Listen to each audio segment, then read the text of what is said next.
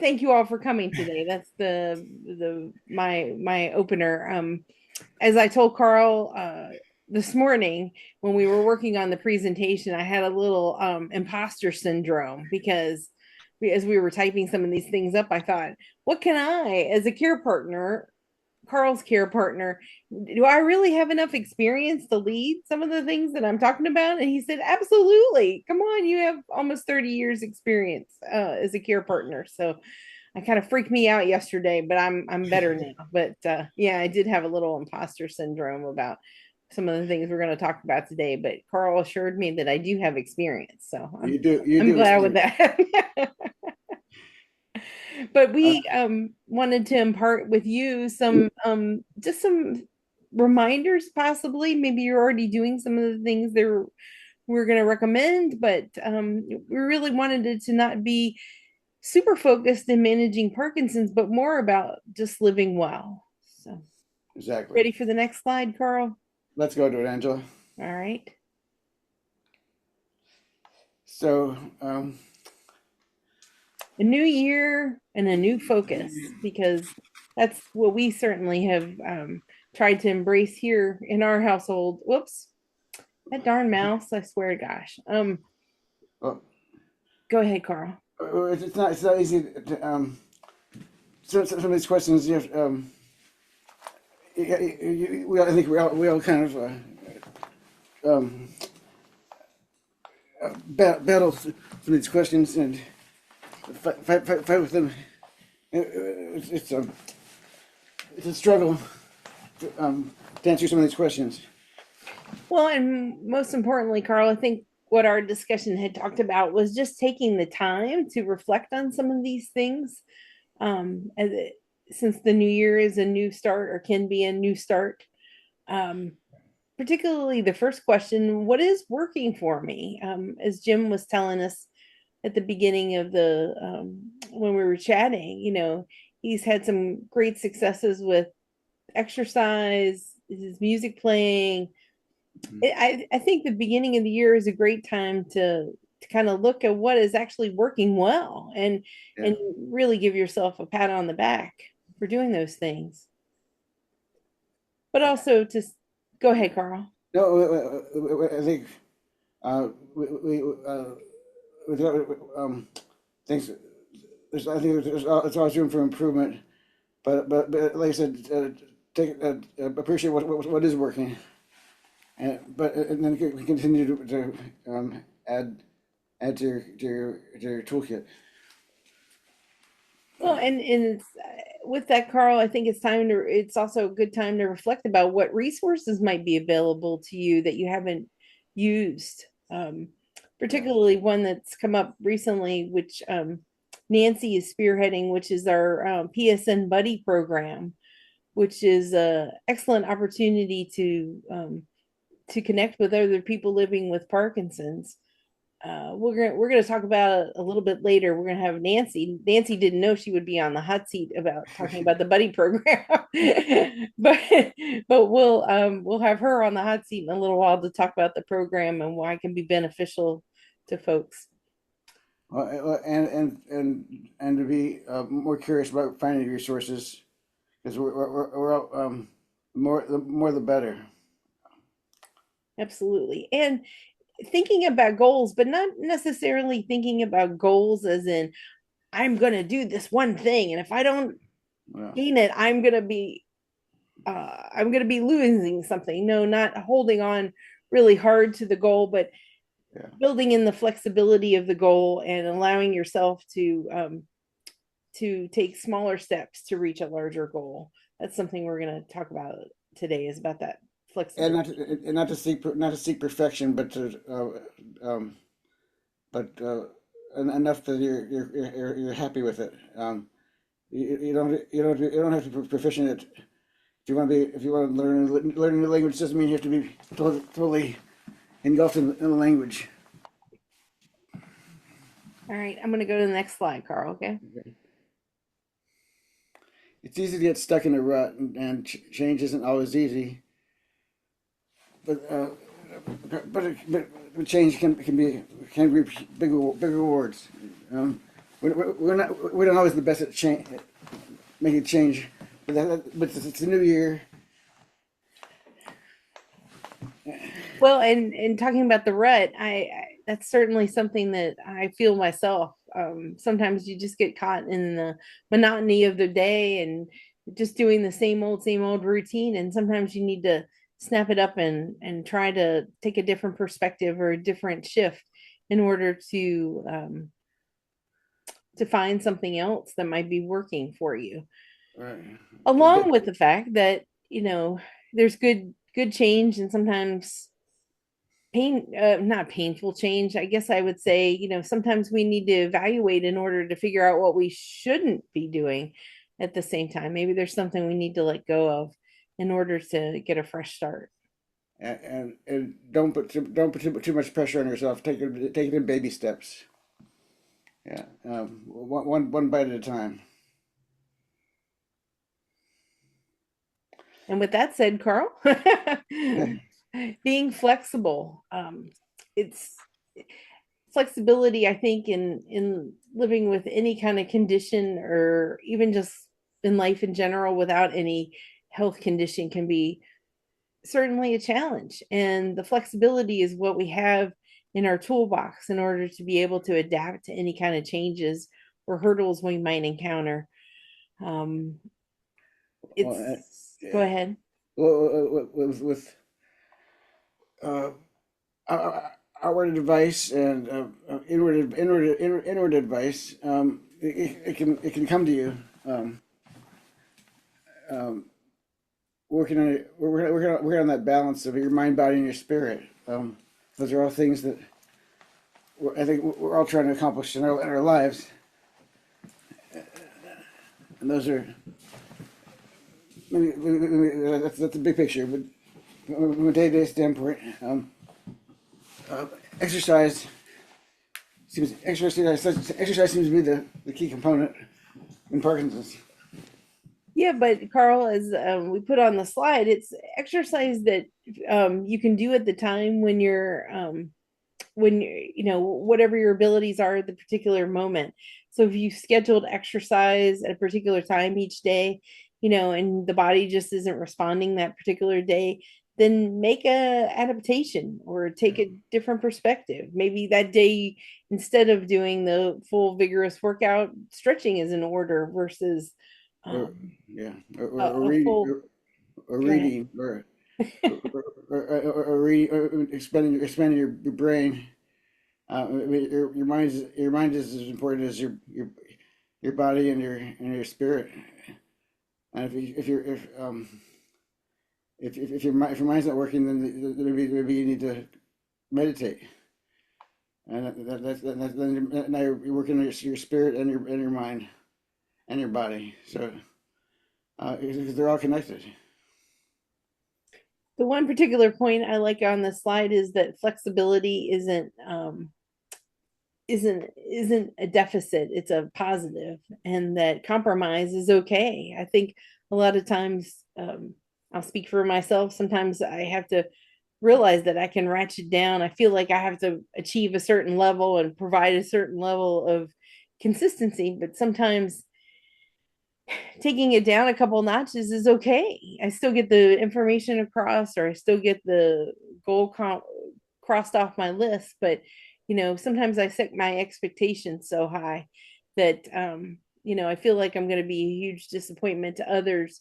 But in reality, it's just something in my head that says I have to achieve a certain point. Does anybody find that sometimes that we have these huge expectations and sometimes you just got to tune them down a little bit in order to meet the goal? Well, I think sometimes there's a tendency with to-do lists or schedules to feel that they're absolute, and you feel frustrated if you can't accomplish everything. But as Carla said, that flexibility is really important when you're dealing with a chronic illness. And, there is nothing that's so absolute that you can't either adapt it to how you feel, or adapt the due date to an alternative day or time.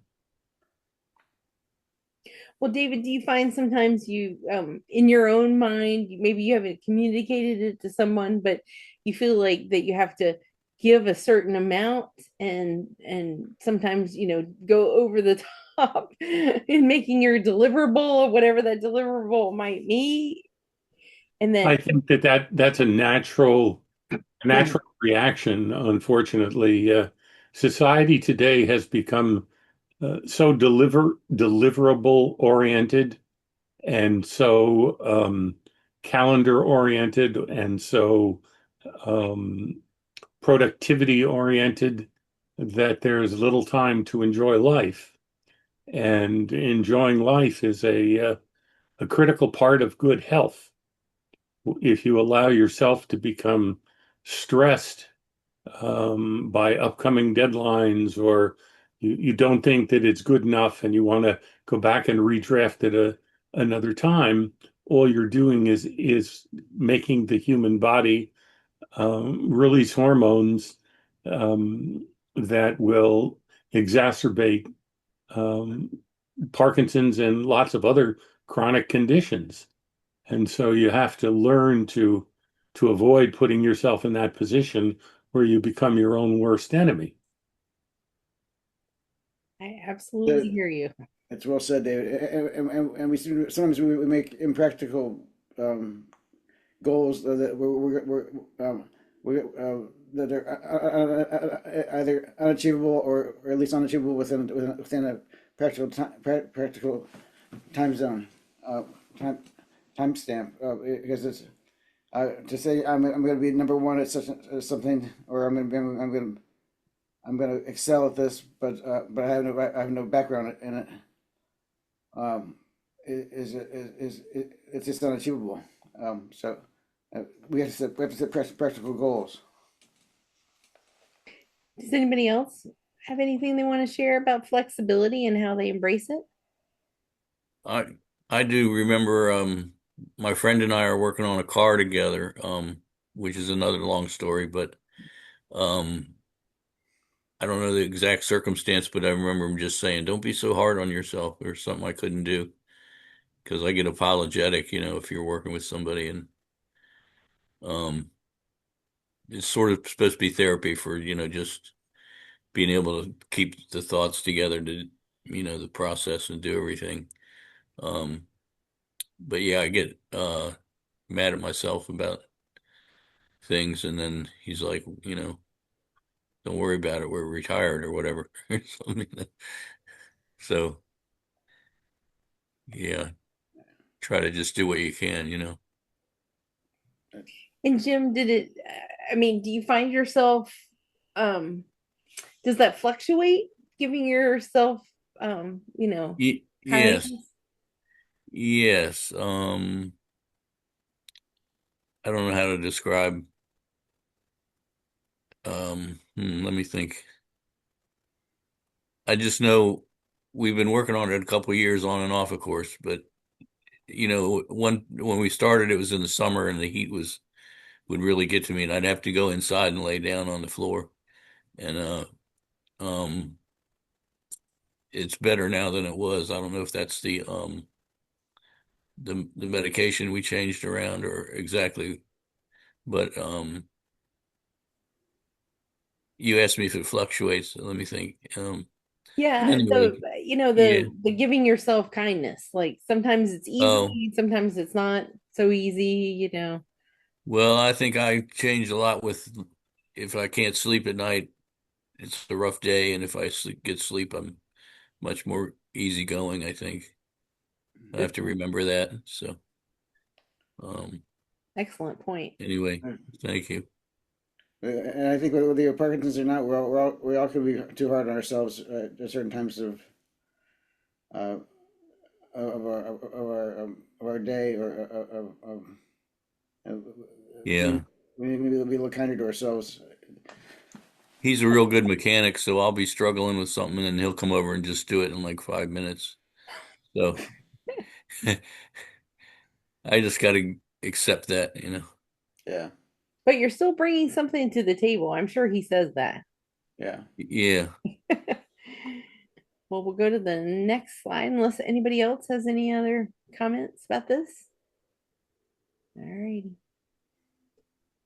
I think we've alluded to it a few times, but changing our perspective, looking at things differently is, as we just mentioned, taking a different tact.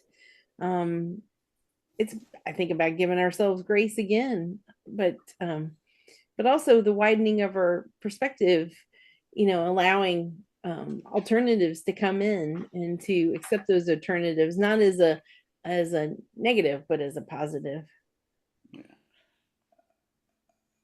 I think there's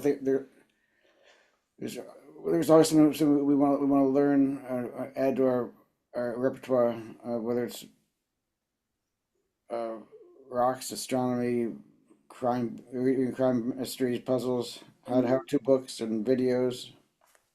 Inst pick up a new instrument or um, You uh, mentioned learning a language, Carl, too. our language, but don't don't plan on being fluent immediately, or even if you just know a few phrases, you're making headway. So yeah, it's um, um, they're not. And widening your perspective, Carl, is not just about, adding some new skills or whatnot, but also widening your perspective about how you approach your Parkinson's, how you approach your health, Yeah, how you approach your work life, your home life. As David mentioned, just, not being so caught up in productivity, but actually enjoying life yeah, is a great way to change your perspective. yeah. There is always the risk when learning something new that subconsciously you create expectations or you create goals or you create metrics in your head as to how well you're doing in your learning. The important part is that you're learning something new. Games should be a hobby.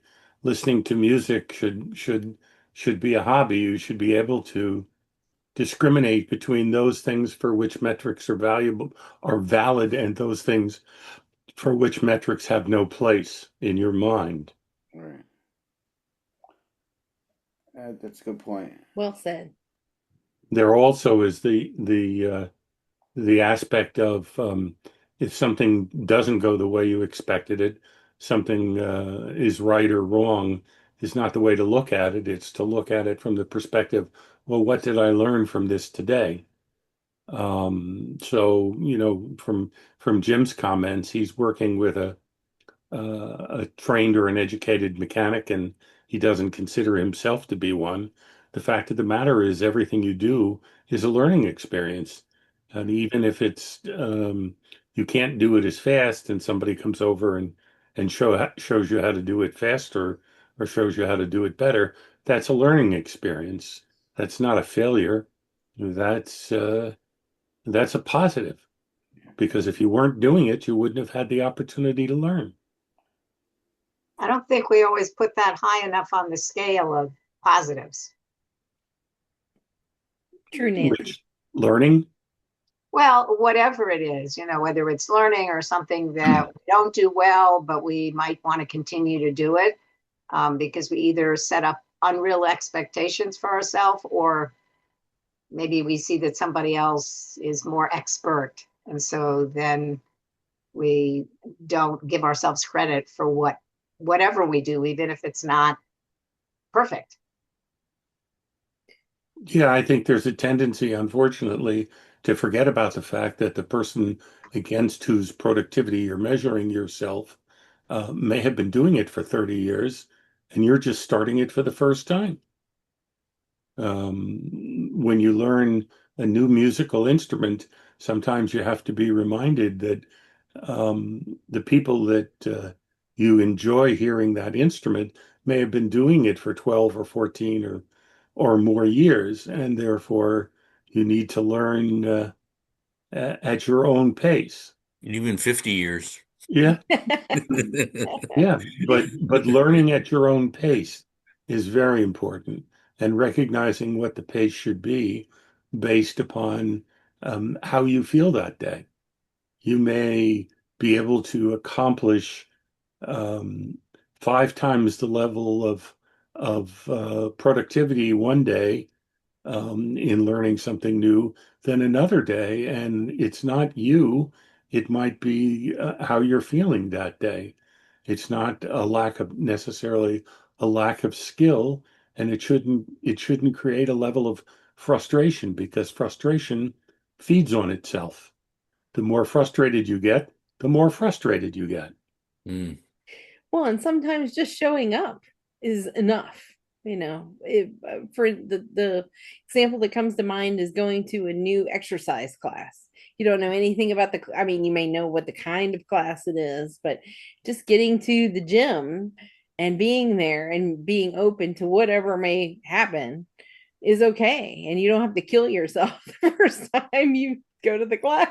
Give yourself some grace and some time to adapt, but sometimes just showing up is important. Oh, and you should appreciate and reward that sense of accomplishment because it's a high. It's good feelings. I think you got to keep in mind what you can do too, as far as, like you say, jumping in and just moving things around or helping somebody do their work, and then it's gonna rub off what they're doing, or they might be showing you, what they know, and so yeah, you learn some way or another. Well, Yeah. Jim, in your case with the cars, for example, you may not think that you're accomplishing the work as rapidly as your partner is doing it, but the Hmm. fact is, one of the things you're accomplishing is working with your hands. Hmm. And Hmm. for someone with Parkinson's disease, um, just keeping your dexterity up is a major accomplishment, Yeah. and probably one that many people don't recognize or don't think about because Hmm. they're more concerned about the outcome as opposed to what they're doing to get there. Hmm. Yeah. Great point, David. Yes, well said. Anybody else anybody want to share their feedback on perspective? All right, we're going to venture on to the next slide. Support, support, support. Like you're doing today, support. Um, it this moving through life isn't a solo undertaking. It takes us connecting and getting together with others to help us journey through this journey of life. Um, it's vitally important what you're doing today. Even coming to this online event is a way to build your support. And I think sometimes I'll even say for myself, sometimes I get caught up in what I'm doing on a regular basis and I forget about the support, like getting together with a neighbor, going out with a girlfriend for coffee, just connecting with others is vitally important. And I do improv twice a week. I find that supportive and fun, and do it with other Parkinsonians, and it's an hour of laughter and support. Uh, I do voice in the morning with a uh, with a group of people, but it's not the same as being in the same room, there's a sense of support with all the people that there's a chat, and people from all over the world are doing voice together. That's a sense of support. Um, Earl, do you mean like a comedy type of thing, or? Improv is it's not all comedy, but it's it, um and can you put that up? Sure. I would say storytelling more. Well, more can we put the link up, or is that Put the link up for Yes and sure. yeah. Yeah, Uh, you talk. You carry the okay, conversation and okay, I'll pull up the link. okay. It's it's a group of people. We do exercises. It's not about being funny. It's about uh, uh, the exercises are like uh, um, um, how can I say, we'll do like mirroring.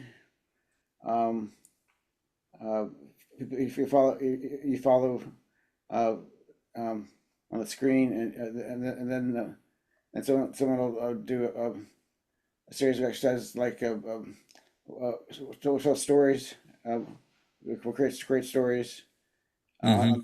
on the fly. It's a lot of fun. It's a lot of fun. It really expands your mind, and uh, Well, and Carl, the first time you go, you don't actually have to participate. Is that you correct? just watch. Yeah, Yeah. watch and learn. You can play anytime you want. And the nice thing is that the rules are there are no mistakes in improv. Um, Hmm. so if you make a mistake, you shake it off and you move on. It's great, and there's no pressure. It's like an hour of laughter and support. I highly recommend it. And I think Jim, it's like an open mic kind of thing, like you were talking about where you play. They just it's a jam and Might be whatever. stories about yourself or things that have happened or actually, you can do that, or it can be made up. right. It's using your imagination. Oh Um, yeah. Okay. the first one today is today at 1 o'clock. Uh, um, Yeah, the link I sent Carl is the one that goes to all their programs, all their in-person programs. So I'd love for you to come. I'd love for you to come as my guest. If anytime you want to come, please come, and I'll introduce you, and we can you can either just watch, or if you want to leave your screen on, or you can turn your screen off, however you want to do it. Okay. That'd be Thank fun. you. Be fun to have you. Basically, Carl, wouldn't you say it's an unscripted contemporaneous activity, an interactive activity where you do all kinds of things that, Yeah. as a group, provide support to all of you. Yes. Exactly. It's all inclusive. Um, uh, um, connection. I think a lot of it's connection too, David. I don't know if you said that or not. I was No, shifting my chair. the group concept, but you're right. It's just like going to an exercise class for the first time. Even if you don't benefit from the exercise, you benefit from making connections with other people who yes. are there, and social interaction is very important. So how many people would be in a group? Like how big is it? Or Um, no more than, and the most I've ever seen is 8. I think okay, yeah. Hmm. usually it's 4 or 5, 6, at least in the first. Yeah, and then Okay. there's another one on Thursdays. Thursdays at 7. Yeah, Tuesdays at 1 o'clock Eastern time, and then Thursdays at 7 o'clock Eastern time. Time. Okay. Thank you. Oh, Sure. sure, of course. Yeah, the link is in the chat for the yes and exercise link. And I'll throw it back in there just in case. But, and I ran down the stairs oh, and posted it up. I was so excited. And the reason why is that hey, because Julie, I think we're getting a little background noise from Are you okay? I'm sorry. I'll Yeah. let me put. Oh, thanks, dear. Hey. Appreciate it. Sorry. Well, when you're Angela, on the subject of build your support, I think it's important also to remember seeking support is a sign of strength, not a sign of weakness. And that's something that probably a lot of people didn't realize till COVID, where the seeking mental health support, which previously people might have stigmatized or thought of as being something that was stigmatized, became a reality from a survival perspective. And because of the fact that with Parkinson's disease, as the age-old expression is, if you've seen one person with Parkinson's, you've seen one person. It means that there is a variety of coping and experience mechanisms that you only get through interaction with other people. So, seeking support from another person with Parkinson's, or if you're caregiver, seeking support from another caregiver who's caring for someone with Parkinson's disease is a sign of strength. And it's something that's really important to do. Well said, David. Absolutely. Well said. Bravo. You're exactly right. It builds a great foundation. And it is definitely a positive. And on that note, I think that's a great segue to Nancy talking about the PSN Buddy program. Yeah, I So knew she was going to hate me for that. so Public Nancy, speaker that I am. Okay, for those of you who may not be familiar with it, PSN's Buddy program is an opportunity for somebody either who's newly diagnosed with Parkinson's. We do get calls from people who would like to talk to somebody who's living with Parkinson's. It's also for, actually, we're trying to broaden things that anybody in the PD community who may want to make a connection with someone else. I try to match people who make the request with someone who's volunteered. We're always looking for volunteers. What happens is if someone's interested, they reach out to us. I'm typically the person who follows up. I will reach out to the person who, if has made the inquiry. If they've done it by email, if we're on the phone, I'll explain the process. The only responsibilities for the person who is looking for a buddy, they will get contact information from someone who has already volunteered, and then they can get in touch with the person who's already volunteered. But at this point, it's really, it's also open to anybody in the community who would, maybe they've had PD for years and they've just never made a connection one-on-one with somebody. It can be a one-off, it can be ongoing. We just want to welcome people to find a resource that might be helpful for them. It sounds to me, my name's Julie. It sounds to me Hi, like welcome. a lot like a nonprofit that I used to be involved with in California when I lived there. And it was called Connections, and it was for seniors that were alone, and they would have buddies and have scheduled times to talk to people. So it was really nice. Yeah. Yeah. So we usually kind of shamelessly put it in our newsletter each month. And we're always happy to talk with anybody who might be interested in connecting. I don't necessarily know what happens after somebody reaches out and is connected with somebody. I do get some feedback that's been positive that people find it helpful. So. And it's unstructured in a sense that I'm not sure if the program you were referring to, Julie, was the one where somebody had a specific person that they were expected to call or Yes. talk. And Yeah. in the buddy program, it's totally unstructured. Once the introduction is made, PSN is essentially out of the loop, and the two people who are put together, they set up the way they want to get something out of the program. They set up how frequently they talk to each other, or whether they email to each other, or so forth. But it's unstructured. Yeah, it sounds like it. Yeah, they were connected to a company that had all sorts of resources. They were a big nonprofit. So they were able to hook up people with different services if they felt that was needed. So it was kind of, that's why it was a nonprofit. Yeah. Gotcha. And just since we're recording this, I'm just going to throw this in for posterity's sake for people who might be watching the video.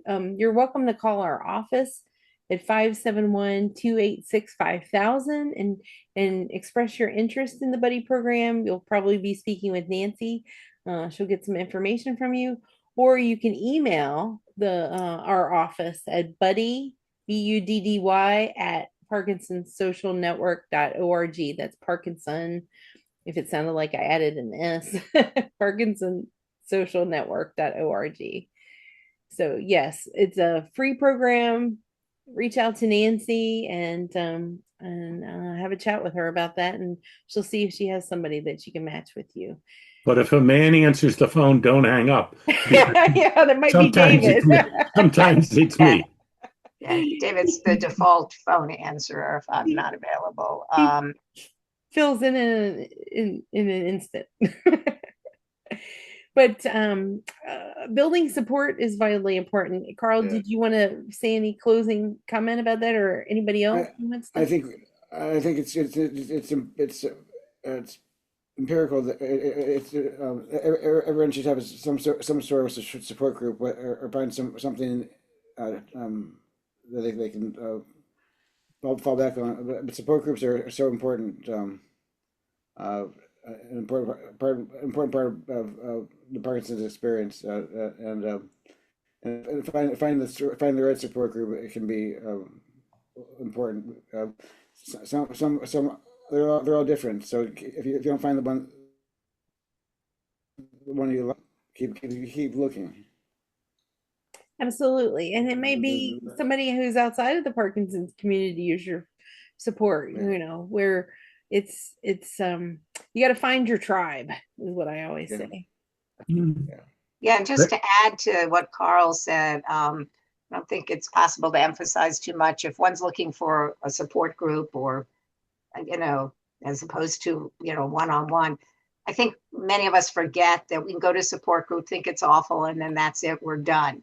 It's, finding your tribe. Yeah, it's finding what's a good connection for you. It's along the same lines of somebody looking for a physician having a terrible fit and deciding, oh, well, I have to stay with that person for the rest of my life. No, you do not. It requires a little more effort to try to find a connection that works for you.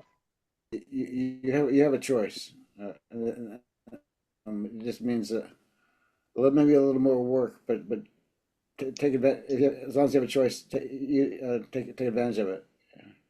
And don't stop looking. I Yeah. think you both made that apparent that it's important to keep looking. And there are lots of resources available out there. As I mentioned on the slide, the Davis Finney Foundation has an ambassador program. Their ambassador program is people living with Parkinson's and care partners, and you can also reach out to them too. There's other PMD Alliance. Yeah, PMD Alliance has some great support groups. So does the APDA chapters nationally, or the that's American Parkinson's Disease Association, or the Parkinson Foundation has some great resources as well. Brian Grant.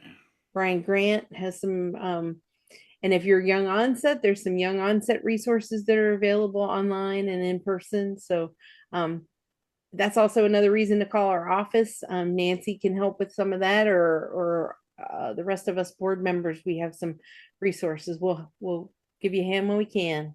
Mm. I'm gonna head to the next slide. I think we've kind of touched on some of these, Carl, about setting your intentions. Yeah. Intentions, not maybe specifically hard and fast goals, Yeah. but really picking something to reach for. And I love this text that I think Carl and AI both came up with, because we did use a little AI help with some of this, but that success, I think this applies to any chronic condition, not just Parkinson's, is where you protect your function, that your independence is supported, and that life remains meaningful. I thought that was a great way to summarize that. Mm-hmm. But in setting your intent, I think sometimes we get wrapped up in the daily stuff and we don't set our intention, and we just think we just go along and we cruise. But setting intention can be important. Julie, did you want to add to that? Setting your intentions. Yeah, I had to come up with a word the other day, and I said adaptability. That's great. Yeah. Yeah, because you're constantly having something you're going to have to deal with. So you might as well just be positive about it and be adaptable to what you need to do. That's great. Yeah. That's well. Go ahead, Carl. Did you want to add something? That applies that fits in the flexibility. Yeah, being willing to make a change. Adapting is a great word. I think we're going to talk about that on the next slide, actually. Yeah. Yeah. Which is yeah, planning ahead. And I love this phrase. I kind of new to me. We've always done it, but I didn't know energy conservation would be a great way to describe it. Um, it- Planning for different scenarios, being kind of conservative about how you spend your day. If you're having one of those rough days, maybe you turn things down a little bit because there's the energy's just not there. It's a balance, I think, to and it's a skill, I think, to do energy conservation. Wouldn't you agree, Carl? Oh yeah, it's about knowing your limits. When to put the in and when to hold back a little bit. It's a know what the how much energy someone's going to take, and how much energy something is going to take for a later date, or later in the day. It's energy management. Well, Jim, I think you mentioned this when you were talking about the car and it was hot and you were like, I gotta go recharge my battery. So you went inside and laid down on the floor and was like, I gotta Yeah. cool off and recharge Mhm. myself. Yeah. Yeah. Well, I'll give you another example. Our dog is 8 years old, almost 9, and he plays with the puppy next door. Puppy. He was lame for a day because he played with the puppy because he thought he was feeling so good that he played with the puppy, and he came up lame for a day. We thought we'd know what would happen. Well, it was energy management. He overplayed and overused his energy. It's a great I think it's a great example of I think that's a great example of all or nothing. He was doing all and then nothing. One thing I do since I'm not playing music, I go to see my friend's band when they play around, and it's a luxury to just I'll hear a set of music or a certain amount of time, and I'm like, I'm going home, and I don't have to be there all night and loading equipment around and everything. And it's so everybody's, you're going home already, and I'm like, yeah, my pillow's calling me. I'll see you later. So that's real nice, a new thing for me. Well, there's adaptability right under that. Yeah, and just Exactly, Julie. get more sleep. So yeah, I need my sleep, so I do have to protect that sort of. Well, and I think we want to so much fully engaged, but Jim, it sounds like you've been doing that for a while. So your friends kind of understand that, Yeah, that's what enables you to come to more events is to have your yeah, recharge time. and I meet more people because I'm in the audience and not playing, so it's kind of nice to meet new people. Yeah. And, Building yeah. connections, absolutely. Hmm. Anybody else want to say anything about planning ahead and energy conservation? Well, with that, we'll just go to the next slide. I had one if I have a minute, but Sure, go ahead, another. Jim. I go visit my mother out in Warrenton, and I was talking to my sister how exhausting it is. She's quite elderly, of course, but I tell her, I can make it out there and do it all, but I'm not sure if I can make it back. It's the drive and everything when the traffic's bad, and it's kind of like, it's a full day. So a lot of times I fall asleep on her couch, but I'm basically just saying, you got to know how far you can go for the day, and then, you know, she'll want me to stay for lunch, and it's like, no, that's too long. I gotta get home while I can still have the energy to drive and do everything. So, um, yeah, just small trips, not Yeah. and know how far you can go, how long you can last, and that always ties into how much sleep I'm able to get. So anyway, Yeah. One of my things is when I travel to California, it's a long trip from the East Coast. And I gave in. I said, I'm getting wheelchair service. Why not? Why would yeah, I get myself all tired out so I can't even enjoy my trip to California? Take the wheelchair, have them treat you like royalty, but not in Texas, but everywhere else. They deliver you right to where you need to go, and you don't wear yourself out. right, yeah, Julie, I will make sure I actually have a Texas story for you. We just traveled to Dallas.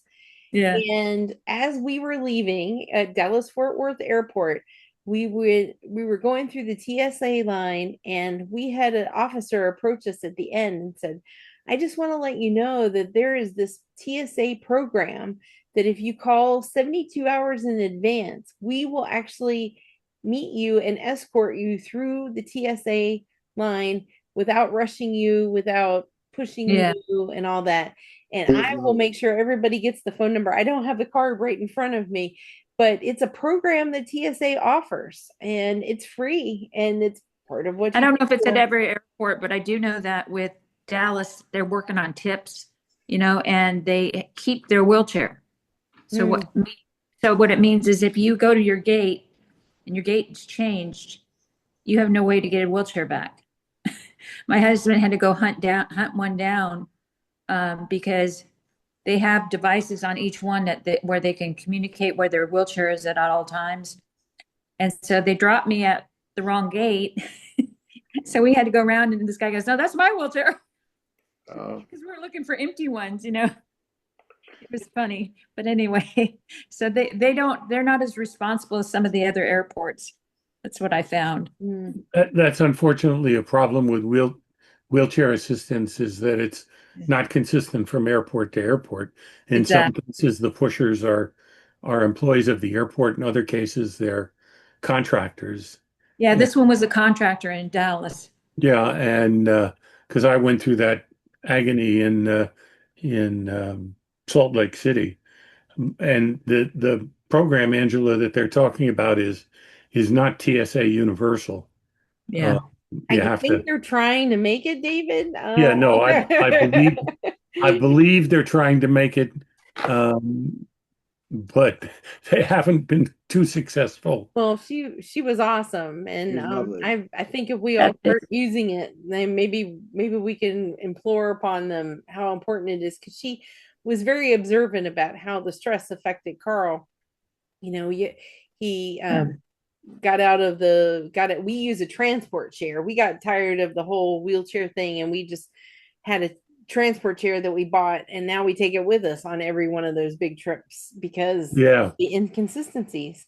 And it's a pain in the where, but it's it has saved us so many times. So she observed us going through the line, and yeah, of all the years we've been traveling, it's the first time I've ever heard of this program. So I'm yeah. It helps to have a DBS because it really puts you through the line quickly. They don't hold me up. They were actually very nice about it.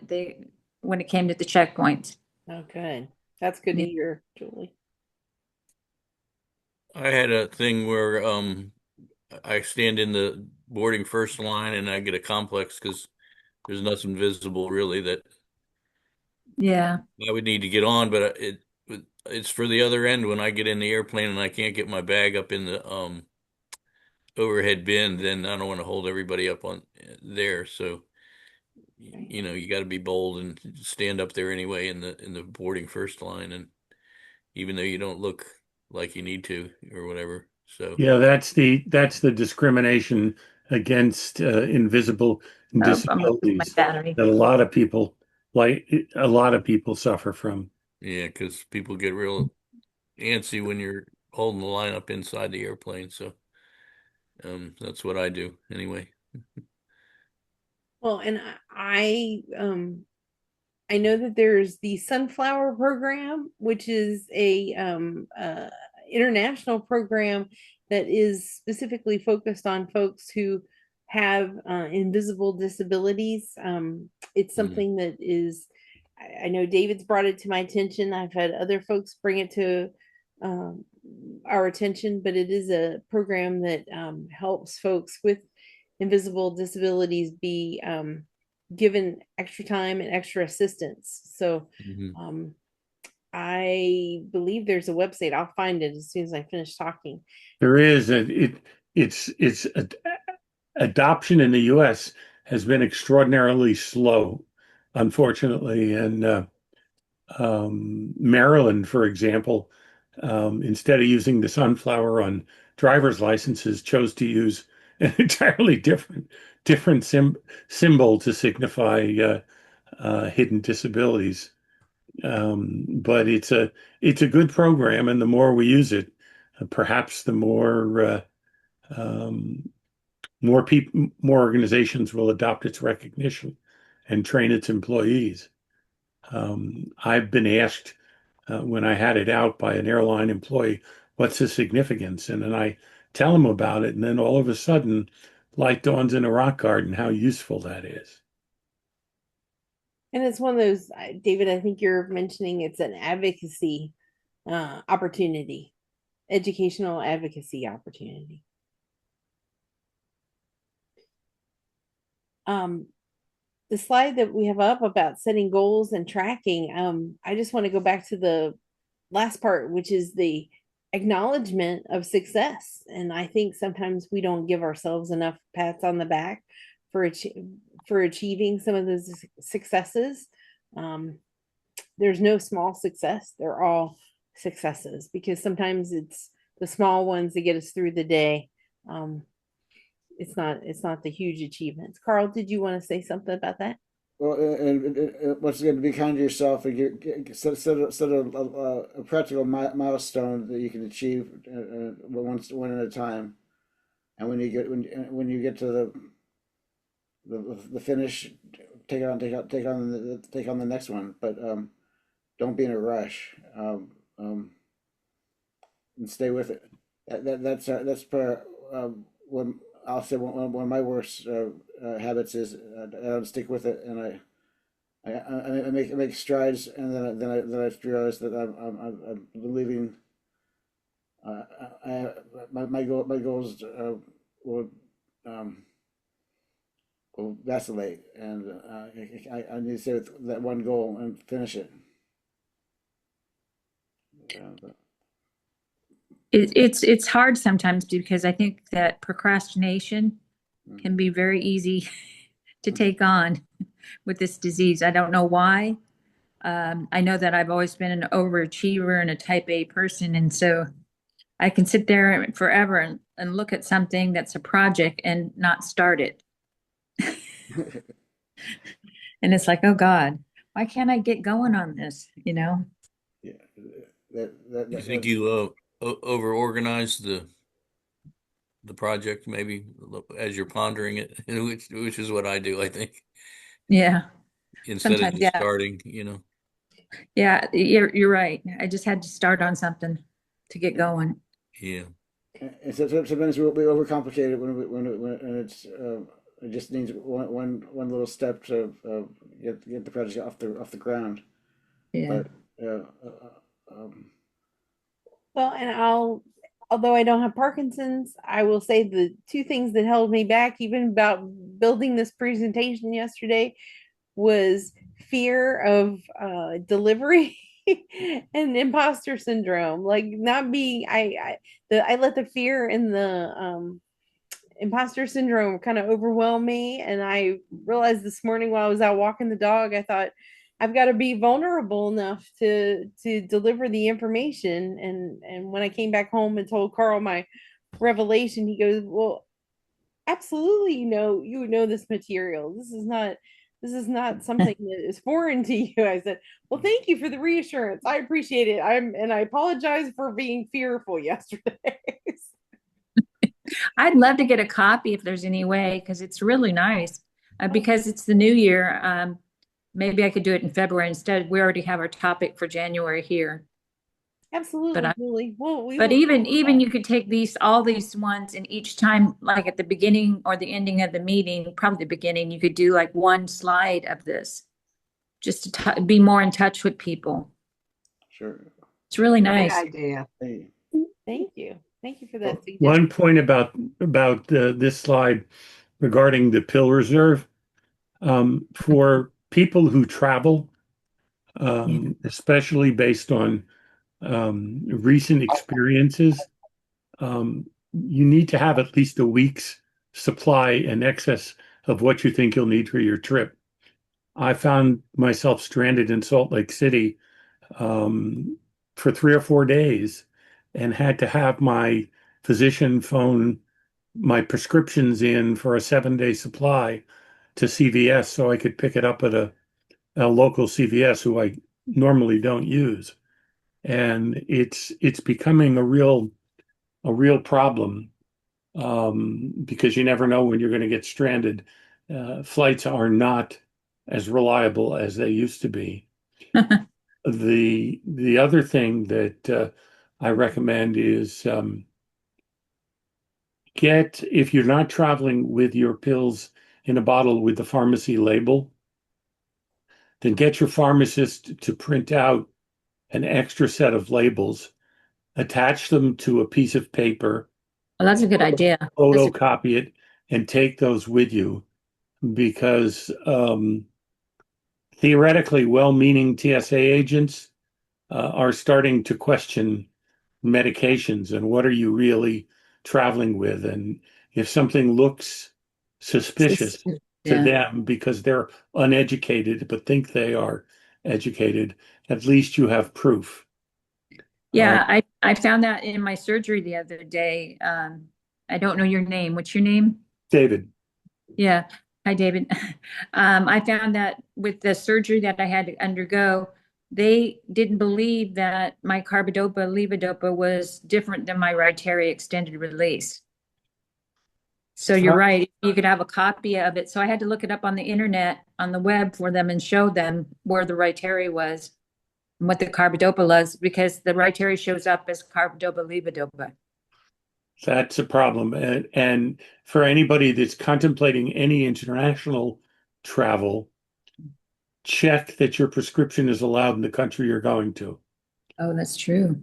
There are a number of countries where very simple prescriptions that are universally recognized in the US and Canada are actually controlled substances, and you can wind up getting arrested for trying to enter the country with a controlled substance.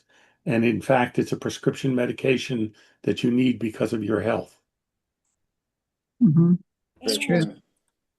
And I would like to share a resource with you all that comes from our friends at the Parkinson's Foundation of Western Pennsylvania.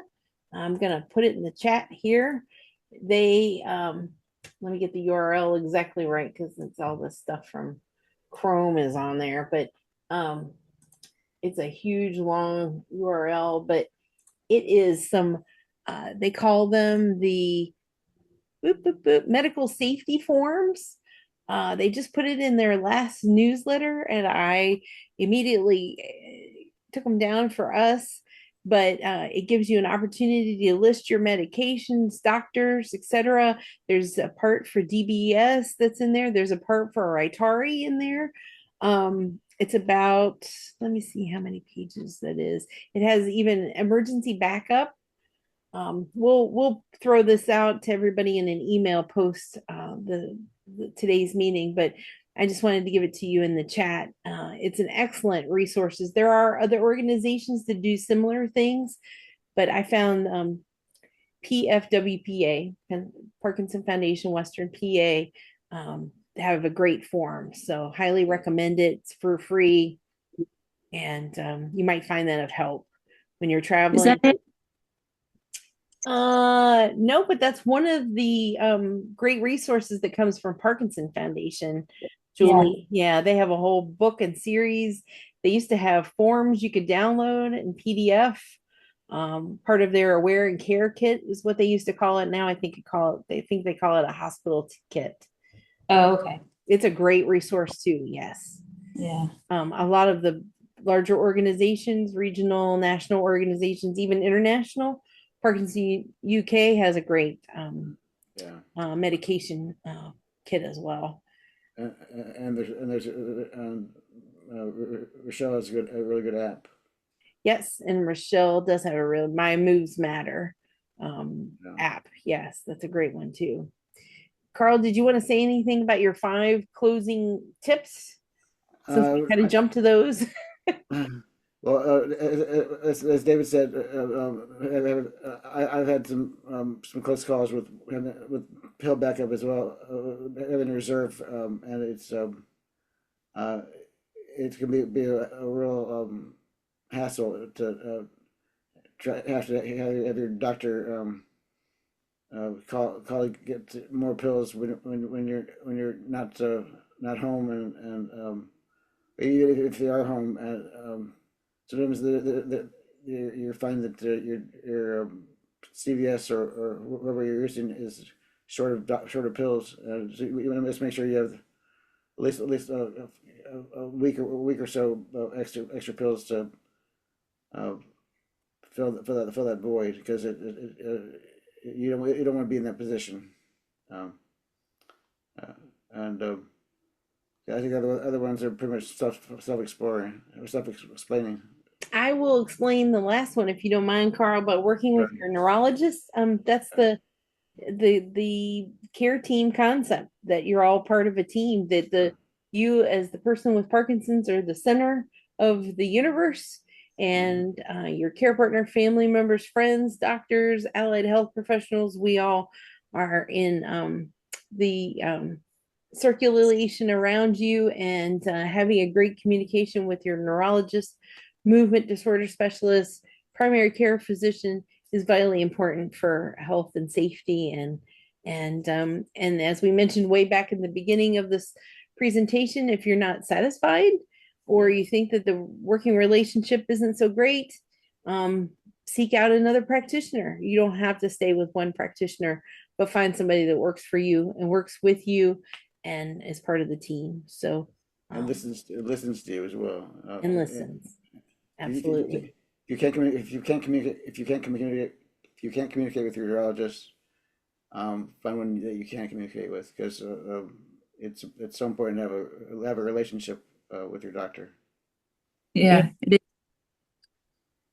I have a doctor that was very negative with me, and they said, just don't, that you have a right to go wherever you want to go, and that was really nice for them to give me. The surgeon said, there's a way to do this, that you could just tell her it's a lot longer to go to her office versus the other office. And so he gave me a way out of not firing her, basically, but getting somebody new, which was good. That is good. I went through I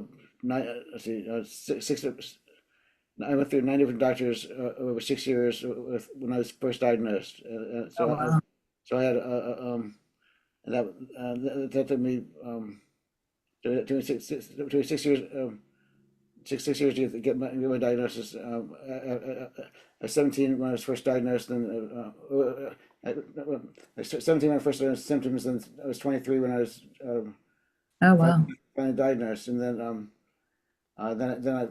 my last 2 doctors I've had for about 25 years, and so I have a long relationship with 2 doctors that I've been able to communicate with and had a rapport with, and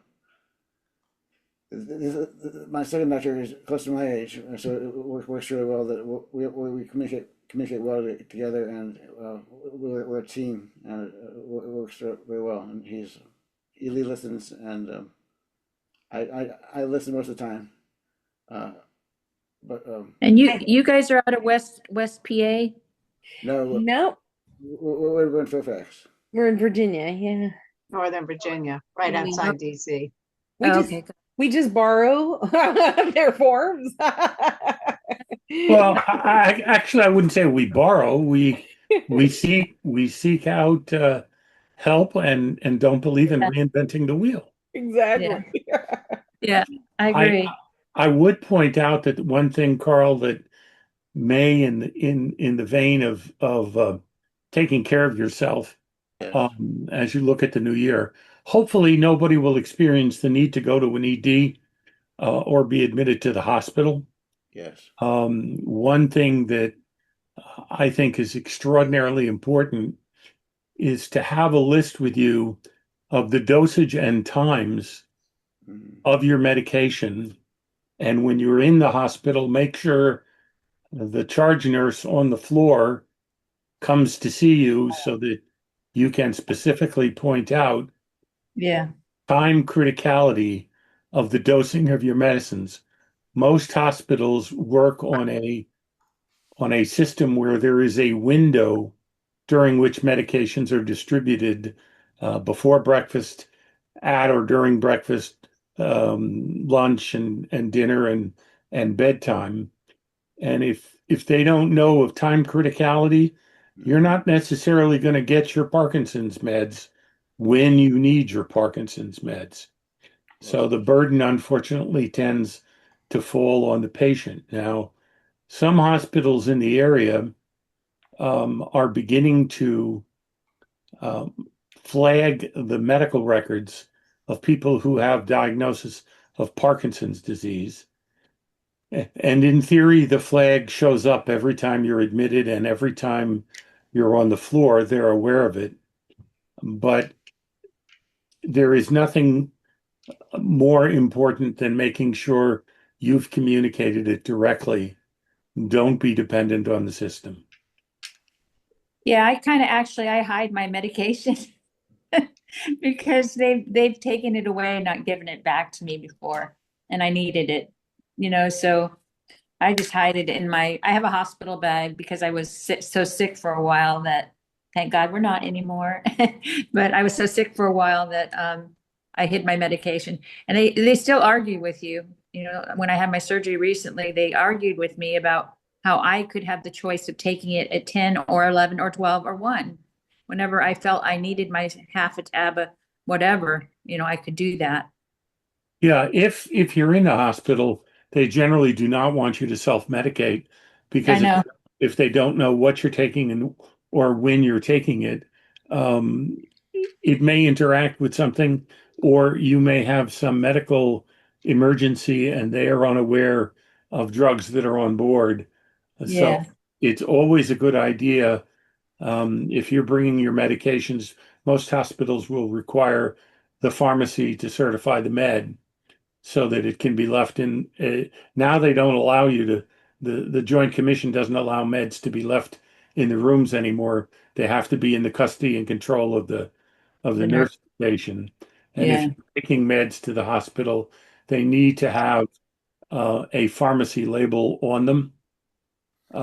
If you're taking any kind Yeah. of supplements that are non-prescription, you need to bring an unopened bottle, or they won't let you take them. It's just like the cruise ships. They do the same thing. Well, it's because there are too many lawyers in the world. Yes, I know. Sorry if you're any lawyers. Well, I think that does it for us, folks. The presentation part, we go usually run till 11:30. We can keep the discussion going, or any other last comments? Question? I have a question, you guys, from just because you're from a different area. I lived in California before, and this came across to me when I was getting my surgery the other day. It's called Five Wishes out of California, and it's certified. Everybody signs it and all that, and so it's valid there. But when I was getting my surgery in North Carolina, they said, "What is that?" No, no, they needed some kind of certification for North Carolina, I think. So every state may be different. Yeah, Five Wishes is a national Oh, resource, good. but Okay. it may not be, it may be that it's not accepted in all states, but the Five Wishes program has been around for quite a long time. You know what? They have a number here. I'll call them and see. Thank you. Mhm. That's it. Anybody else have a question? And as I I don't have a question, Nancy. I'm just going to reiterate. We'll send you the slides in a PDF format, and we will send you some of the resource links we put in the chat as a follow up to today's meeting. And since we are recording it, we'll eventually get it online on our YouTube channel with the links to those resources. So So So you everybody have my information? needs Jim's schedule is got Jim's schedule. yes. And Julie, what did you say? Do you have my information to give it to me? The slide presentation? Think since you registered, we should be. And we Okay. have your email address from the registration. Okay, thank you. Appreciate it. Thanks, Zoom. Yeah, thanks, Zoom. That's Zoom's job. Once again, we're using other resources to cut the work out for us. That's right. Anybody? Well, we talked a lot, you know. Well, I hope everyone found something worth value to put towards the year for a better year, and Absolutely. And thank you all for your contributions. This was a lively discussion, and I'm so glad you participated and felt comfortable enough sharing your personal opinions and experiences with us. That makes this so robust. So we really do appreciate it. And we have a program next Wednesday at 10 o'clock. We're doing our watch and discuss with this excellent video from the Davis Finney Foundation and Dr. Boss Bloom. Encourage you, if you have time, to come watch it with us and have a discussion after. And then on the, I don't have my calendar right in front of me. Right here, hang on a minute. Last Tuesday. On Tuesday, January 27th at 7 p.m. Eastern time, we'll have one of our periodic evening 1 hour care partner discussions. And probably in February, we'll do an equivalent for people living with Parkinson's. Okay. Rotate them. So, and Ruth Ann, did I see your hand fly up there? Yes, yes. I just have a parting shot from my many years of wisdom that's been passed down to me. Number one, life is not a dress rehearsal. Number two, live each day, one day at a time. And then the one that I think probably I think of most often is I had a woman who was my boss who said to me, everything you do is an experience. There are good experiences and there are bad experiences, but just remember, everything is an experience. Happy New Year. great parting words. Thank